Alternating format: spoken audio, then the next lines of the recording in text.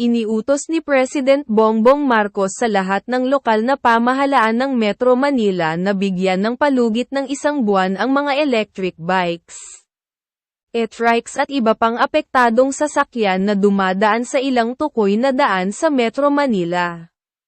Alinsunod sa MMDA Regulation No. 24-022 Series of 2024.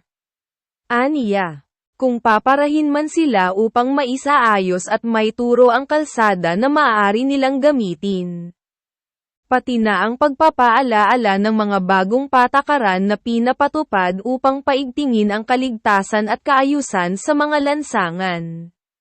Aniya nakita niya na ang pag-enforce ng batas ay napaka-istrikto.